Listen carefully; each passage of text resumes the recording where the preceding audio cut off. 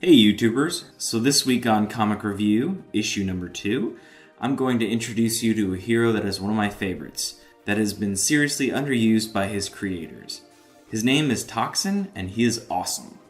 Not only does he look awesome, kind of like a mix of Venom and Spider-Man, but he has the powers of the symbiotes, and is a good guy.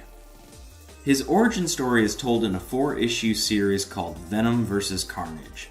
In it, you see Carnage trying to suppress the delivery of Toxin, while Venom actually tries to subdue Carnage in order to protect his grandchild.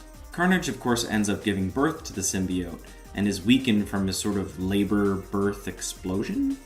He decides to put the symbiote into a cop, and then return later after he heals and kill the cop and the symbiote together. The series is pretty decent, but does have some flaws. The biggest is the artwork. Venom, Carnage, and Toxin all look awesome, but normal people and even Spider-Man look really odd.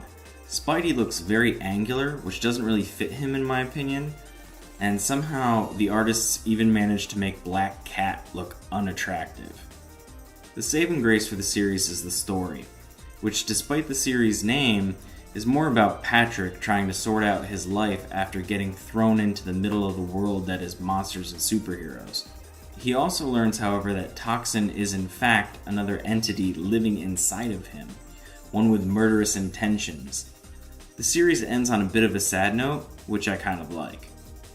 Marvel eventually decided to give Toxin his own limited run series, simply named Toxin.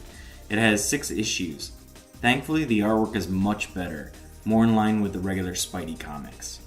The series primarily focuses on Pat trying to teach Toxin how to be a hero instead of a bloodthirsty symbiote like his father and grandfather.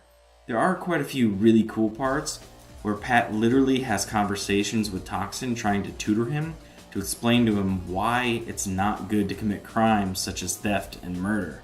Unfortunately for our hero, he isn't always successful in this endeavor. In the 5th issue in particular, there is a whole segment where Toxin is alone, and seeing his thought process is just really well done, and the series also has a pretty good ending too. The downside to this series is that the villains he faces are kind of lackluster.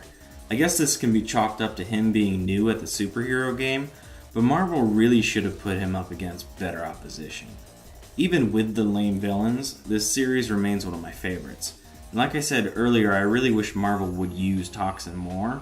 I do believe, however, they killed him in some other comic, and in some mundane way too, without going into much detail. Both series have collected versions available on Comixology. Venom vs. Carnage collects the 4 issues at $6.99, and Toxin the Devil You Know collects all 6 issues of Toxin and can be purchased at $10.99.